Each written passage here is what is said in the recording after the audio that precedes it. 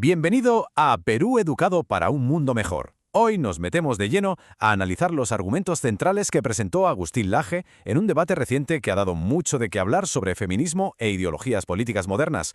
Vamos a examinar la estructura de su exposición, las ideas clave y las pruebas que ofreció para respaldar su postura, todo directamente desde la fuente original. Arrancamos fuerte, con esta cita que es, sin duda, provocadora. Laje la usa justo al principio para marcar el tono y establecer la tensión de su argumento. A ver, la comparación puede chocar, pero es totalmente intencionada. Lo que busca es ilustrar lo que él ve como una contradicción de base en algunos sistemas legales. Con esta frase ya nos mete de cabeza en el primer gran tema de su análisis. Y ese primer gran tema, el primer pilar del debate, es el aborto. Pero fíjense cómo está enmarcado aquí, como un conflicto directo, una colisión entre dos derechos que se presentan como fundamentales.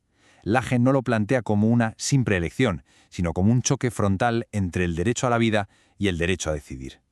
Vamos a ver cómo desglosa él esta dicotomía. Aquí lo vemos visualmente. La contraposición es muy clara. Por un lado, el derecho a decidir, que es un pilar del feminismo y defiende la autonomía corporal, y por el otro, el derecho a la vida, que según el argumento de Laje, pertenece a un ser humano diferente desde el mismo instante de la concepción. Él sostiene que en este tema los dos derechos no pueden coexistir, son mutuamente excluyentes. Su planteamiento es que la decisión sobre el propio cuerpo termina justo donde empieza la vida de otro ser. Claro, y para sostener ese punto, Laje se apoya en lo que él llama una primicia científica. Él argumenta que el debate ya no debería ser sobre cuándo empieza la vida, porque, desde su perspectiva, la ciencia moderna ya ha zanjado esa cuestión. Cita, por ejemplo, que la identidad genética del embrión es única, distinta a la de sus padres. Así que para él, la discusión ya no es biológica, sino que pasa a ser filosófica y legal. ¿Qué derechos le damos a ese ser humano que él considera que ya existe? Y para que esto no se quede en algo abstracto, Laje utiliza un ejemplo muy concreto. Las 24 semanas, o lo que es lo mismo, 6 meses, que es el límite legal para abortar en Colombia. Usa esta cifra para que nos hagamos una idea del alcance de estas políticas. Menciona que según datos de la OMS, un feto de esa edad ya podría ser viable fuera del útero con la tecnología actual, lo que, en su opinión, refuerza todavía más la idea de que se está poniendo fin a una vida humana. Bueno, pues una vez analizado el tema del aborto, Laje amplía el foco. Utiliza este análisis como una especie de puente para cuestionar lo que él considera que son los fundamentos del feminismo de hoy en día. Su crítica, según explica, no va dirigida a las luchas históricas del movimiento, sino al diagnóstico que, según él, se hace de los problemas sociales actuales. Y esta es la pregunta central que él pone sobre la mesa. Señala algo que él describe como una paradoja. En países como México o Argentina, donde ha habido años y años de políticas públicas y un fuerte activismo feminista, las cifras de violencia contra la mujer no solo no han bajado, sino que en algunos casos, dice, han subido. Esto le lleva a cuestionar la raíz del problema según el feminismo, el concepto de patriarcado. Su lógica es, si el tratamiento no está funcionando, quizás es que el diagnóstico esté equivocado. Aquí vemos sus críticas más en detalle. Primero, argumenta que esa narrativa de opresor-oprimida ha generado más conflicto que soluciones. Segundo, insiste en que la violencia es un fenómeno muy complejo, con muchísimas causas, y que echarle toda la culpa al patriarcado es una simplificación que no ayuda a encontrar soluciones de verdad. De hecho, propone mirar otros factores como el alcoholismo o el impacto de la pornografía.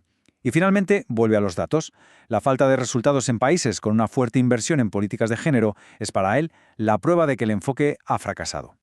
Y es aquí donde Laje introduce un concepto que, según su análisis, sirve para unificar todo esto, el feminismo, las políticas de identidad y otros movimientos sociales. Hablamos de la ideología woke.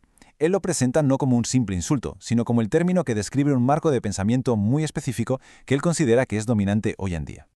Entonces, ¿qué es exactamente para él la ideología woke?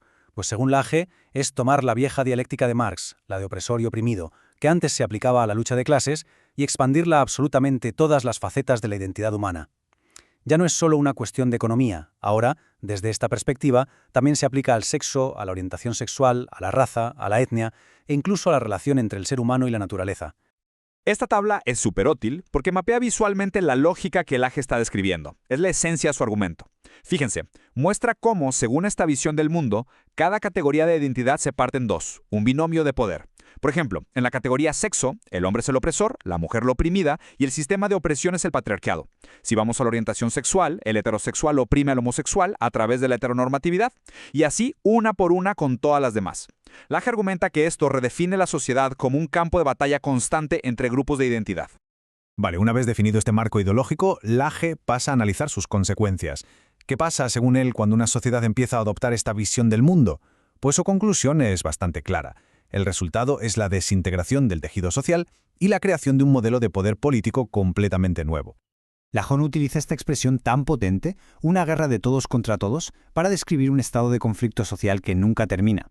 Su argumento es que si la política deja de ser un debate sobre lo que es bueno para todos y se convierte en una lucha de poder entre grupos de identidad, la idea de una nación unida simplemente se evapora. La sociedad, vista así, se convierte en un archipiélago de identidades enfrentadas, cada una peleando por lo suyo. Y aquí describe lo que para él es un mecanismo político que se desarrolla en 3 pasos muy claros. Primero, se fragmenta la sociedad con esta dialéctica. Segundo, aparece el político que se erige como el salvador de los grupos que han sido definidos como oprimidos. Y tercero, el Estado interviene para corregir esas injusticias, con leyes, cuotas, etc., convirtiéndose en el árbitro de esa guerra de todos contra todos, y al final acumulando un poder inmenso al gestionar el mismo conflicto que la ideología ayudó a crear. Y como alternativa a todo esto, Laje propone una solución que se basa en devolver el poder a los individuos y a las comunidades. Él aboga por un sistema donde las decisiones las tome una ciudadanía informada, educada políticamente, en lugar de tecnócratas o políticos. La clave de su propuesta, según él, es que un pueblo ilustrado exige argumentos y datos, y no es tan fácil de manipular con políticas de identidad. Y terminamos con esta pregunta, que en el fondo resume el dilema central de todo este análisis. La crítica que hace Laje a ciertos movimientos sociales y políticos plantea una cuestión importante. ¿Este tipo de análisis ayuda a corregir el rumbo y encontrar mejores soluciones? ¿O simplemente echa más leña al fuego de la polarización que ya vivimos? Es una reflexión que desde luego queda abierta. Nos vemos de nuevo en otro episodio de Perú Educado para un Mundo Mejor. Por favor, haz clic y comparte este análisis.